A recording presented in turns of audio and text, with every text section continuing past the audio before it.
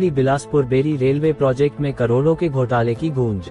Mining mafia ही खाक गया, सुरंगों से निकली लाखों टन मिट्टी व बजरी। पंजाब सरकार के रसूखदार भी जल्द होंगे आपके सामने।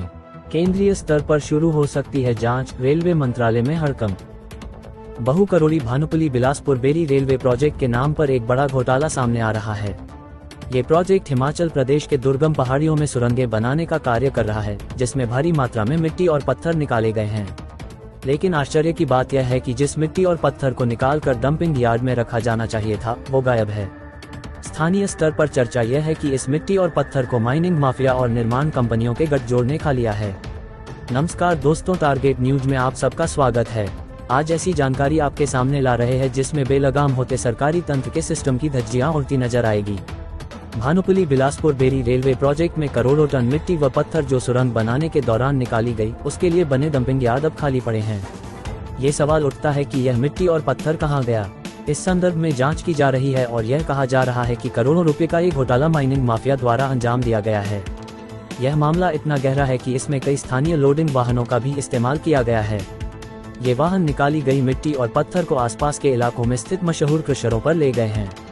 ये घोटाला सिर्फ माइनिंग माफिया तक ही सीमित नहीं है, बल्कि इसमें पंजाब सरकार के कुछ प्रभावशाली लोग भी शामिल हैं। जांच के दौरान ये पता चला है कि जिन लोगों का पंजाब सरकार में खासा प्रभाव है, उन्होंने इस घोटाले में अपनी महत्वपूर्ण भूमिका निभाई है।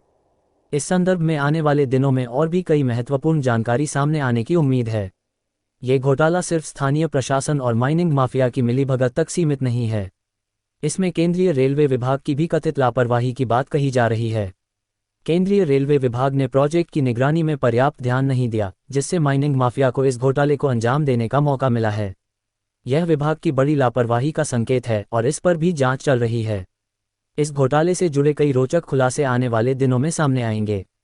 टारगेट न्यूज इस मामले को गहराई से कवर कर रहा है और हम आपको हर नई जानकारी से अवगत कराते रहेंगे।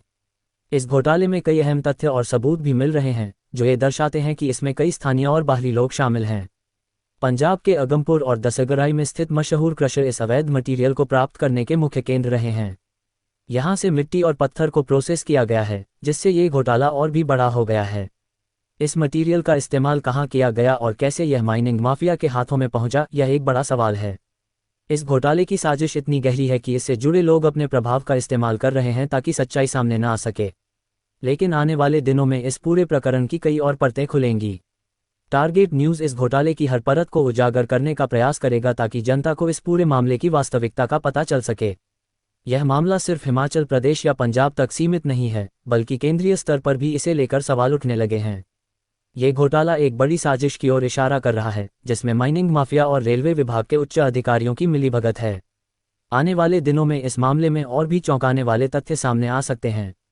हमारी टीम इस घोटाले की हर छोटी से छोटी जानकारी जुटाने में लगी है ताकि आपको हर उस तथ्य से अवगत करवा सकें जो इस बहुकरोड़ी प्रोजेक्ट के पीछे छिपी सच्चाई को सामने ला सके।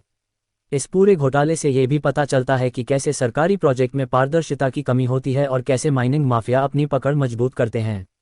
टारगेट न्यूज के लिए राजवीर दीक्षित की रिपोर्ट आपको कैसी लगी, अपनी राय जरूर दे। इसके अलावा ये घोटाला देश की अवैध माइनिंग की सबसे बड़ी घटनाओं में से एक साबित हो सकता है। इसलिए हम आपको सलाह देंगे कि टारगेट न्यूज़ के साथ जुड़े रहें व खबर को लाइक व शेयर जरूर करें, क्योंकि आने वाले दिनों में और भी बड़े खुलासे होंगे।